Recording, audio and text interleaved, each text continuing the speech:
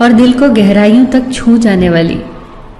एक बार स्वर्ग में विचरण करते हुए कृष्ण और राधा एक दूसरे के सामने आ गए। विचलित से कृष्ण, प्रसन्नचित से राधा। कृष्ण सकपकाए, राधा मुस्कुराई।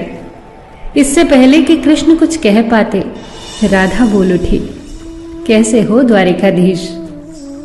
जो राधा उन्हें कान्हा कान्हा कहकर बुलाती थी, उसके मुख से द्वारिकाधीश का संबोधन कृष्ण को भीतर तक घायल कर गया। फिर भी किसी तरह अपने आप को संभाल लिया उन्होंने और बोले राधा से, मैं तुम्हारे लिए आज भी वही कान्हा हूं। तुम तो मुझे द्वारिकाधीश मत कहो। आओ बैठते हैं। कुछ मैं अपनी कहता हूं, कुछ तुम अपनी सुनाओ। सच कहूं राधा, जब जब भी तुम्हारी याद आती थी, इन आंखों से आंसुओं की बूंदें निकल आती थी। राधा बोली, मेरे साथ ऐसा कुछ नहीं हुआ। न तुम्हारी याद आई, न आंखों से आंसू बहा, क्योंकि हम कभी तुम्हें भूले ही कहाँ थे। जो तुम याद आते, इन आंखों में तो सदा तुम ही थे। कहीं आंसुओं के साथ निकल न जाओ, इसलिए रोते भी नहीं थे। कान्हा, प्रेम से अलग होने पर तुमने क्या खोया, इसका एक आईना दिखाऊं तुम्हें। कुछ कड़वे सच प्रश्न सुन पाओ तो सुनाऊं। कभी सोचा है इस तरक्की में तुम कितने पिछड़ गए।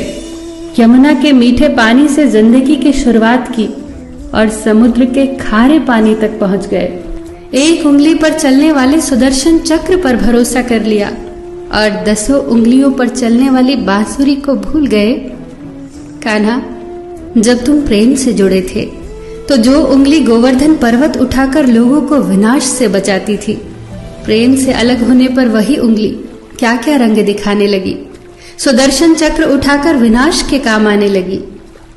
कान्हा और द्वारिकाधीश में क्या अंतर होता है बताऊं? कान्हा होते तो तुम सुदामा के घर जाते, सुदामा तुम्हारे घर नहीं आता। युद्ध में और प्रेम में यही तो फर्क होता है।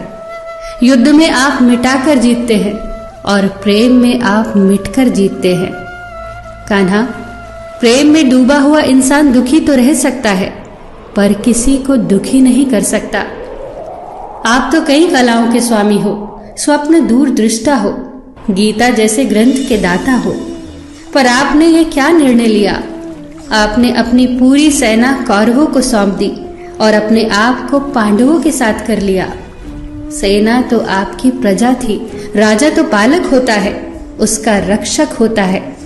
आप जैसे महाज्ञानी उस रथ को चला रहे थे जिस पर बैठा अर्जुन आपकी प्रजा को ही मार रहा था। अपनी प्रजा को मरते देख आप में करुणा नहीं जगी, क्योंकि आप प्रेम से शून्य हो चुके थे। आज भी धरती पर जाकर देखो, आपकी द्वारिकाधीश वाली छवि को ढूंढते रह जाओगे। हर जगह, हर मंदिर में मेरे ही साथ खड़े नजर आओगे। मैं जानती हूं कान्हा, लोग गीता के ज्ञान की बात करते हैं, उसके महत्व की बात करते हैं, पर धरती के लोग युद्ध वाले द्वारिकाधीश पर नहीं, प्रेम वाले कान्हा पर भरोसा करते हैं। गीता में मेरा दूर दूर तक नाम नहीं है, पर आज भी लोग उसके समापन पर राधे राधे कहते हैं। ये कहानी काल्पनिक जरूर है, पर इसके भीतर छिपी सीख बहुत महत्वपूर्ण है। श्री कृष्ण के पास कभी किसी प्रश्न का उत्तर ना हो, ऐसा तो हो ही नहीं सकता, परंतु राधा द्वारा लगाए गए प्रश्न चिन्हों पर कान्हा मौन रहे। यही तो है प्रेम में समर्पण का भाव।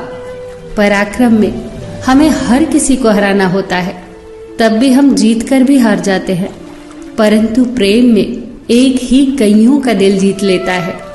सही कहा है कि छोटी सी उंगली पर पूरा गोवर्धन पर्वत उठाने वाले भगवान श्री कृष्ण छोटी सी बांसुरी को दोनों हाथों से पकड़ते थे। फिर मिलेंगे दोस्तों अगली कहानी के साथ।